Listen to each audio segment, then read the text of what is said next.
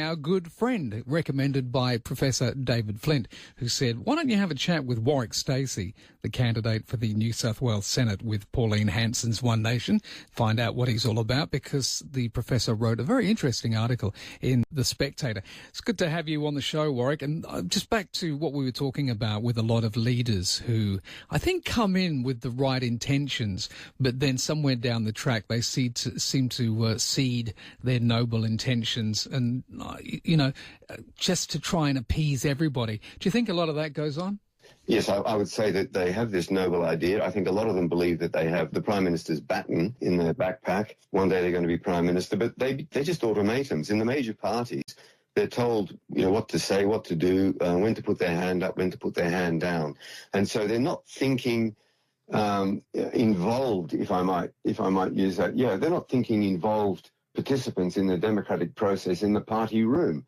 The decisions, the policies are made by the faceless men. I think Whitlam referred to them as the 12 witless men in caucus.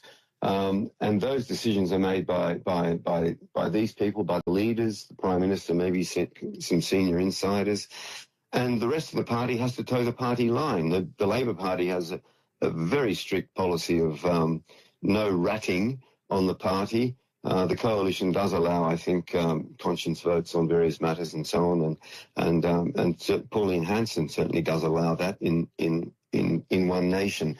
So we've got people who join, I think, for noble purposes, but I think they lose their intended nobility very soon when, I think, sniffing the green leather, the red leather, the unconscionable sums of money with which they're paid, and all the committees, the little extras that they get, and the superannuation and political pensions when they retire, if they stay in long enough, and it just becomes a self-serving feast, a self-interested, self-enriching, and not looking to the good of Australia and Australians. And to me, it's completely unacceptable.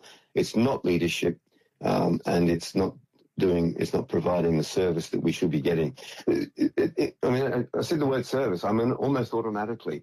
Servant leadership, when I was trained at Sandhurst, the motto of Sandhurst is serve to lead. And as a leader, you put your men, your people before yourself. And that is certainly not being done by the so-called leaders that we have in Parliament today. Okay. They're not putting Australia and Australians first. And with Pauline Hanson, she's been around for a long time and she has failed really to resonate with a lot of Australians. What is it about her and her policies that's appealed to you? First, may I say that I think you said she's failed to cut through. Was that something along those lines? In terms of she's been around for a long time, but she's always been on the periphery. Yes, I understand what you mean. And I agree. I think it's because of media control, media bias. Media never lets the truth get in the way of a good story, and or omission, just leaving things out. But she's failed to resonate. I think she was fantastic when she first stood for Parliament back in 1996. It was in Oxley. Anyway, it was Bill Hayden had held the seat for about 27 years.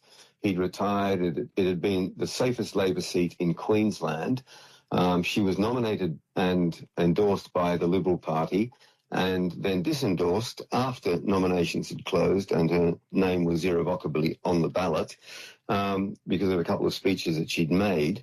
And she suddenly became notorious. And it was remarkable. She was given the opportunity to stand for that seat because the Liberal Party didn't believe she would win, it being the safest Labor seat in Queensland at the time. And she said that after the brouhaha and the disendorsement, she had people coming from all over Australia to man every polling booth in her electorate, and she won with a resounding swing towards her. And I think one of the mottos that has been used is that she's not afraid to say what you're thinking, or we've got the guts to say what you're thinking. So the reason she's perhaps failed to resonate, and I think also I was told by a very good historian of Australian politics, Australian history, but world history, Australian history, Australian politics, that John Howard was terrified of Pauline Hanson in the late 90s. And as a consequence, he moved the Liberal Party further to the right, or should I say, made the Liberal Party more conservative.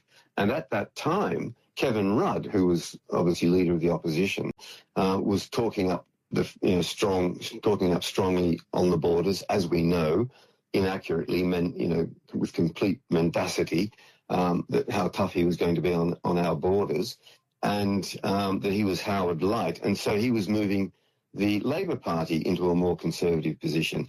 And as a result, with those two parties becoming more conservative, One Nation went into the political wilderness, and Pauline wasn't re-elected to Parliament until 2016. It's when the Conservatives, dare I say, the silent majority, the middle class, the traditional, the Conservatives, if you like, just slightly right of centre, or what, to put it into that perspective, when they feel they are being let down by, say, the coalition, if they are coalition voters, or by Labor, if they are the traditional working class conservative Labor Party, they will look around for an alternative, and the only conservative alternative they see is One Nation, and that is when we are strong.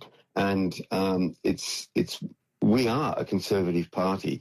Pauline has maintained her principles, her stance, her position on everything. She's been consistent over 30 years, and today people are now starting to see it. They're starting to see the feckless, spineless leadership of Anthony Albanese. They're seeing Peter Dutton looking over his shoulder at different constituencies. So we saw that just the other day. Claire O'Neill and Peter Dutton, when asked about housing prices and which way they'd like to see housing prices go, they said they'd be happy to have them maintained, a little bit of an increase. And of course, they're looking perhaps at people of my generation and those who own their own home, who do not want to see house prices go down. Yeah. But they're also looking at new home buyers. So they're both talking out of both sides of their mouths. They're trying to pacify one constituency. Oh, we'll keep your house prices high. And then on the other hand, they're trying to pacify and bring into their tent the other constituency, which is the young would-be home buyers who can't get a foot on the housing market. And as a result, they're all things to all men. They're nothing to anybody.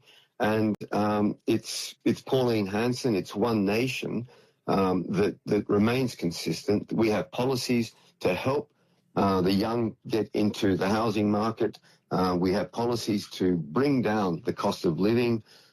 We have policies to stop immigration, this mad, uncontrolled, mismanaged is probably the wrong term. It certainly is mismanaged, but it's uncontrolled immigration, and we've got policies to build the infrastructure that's required.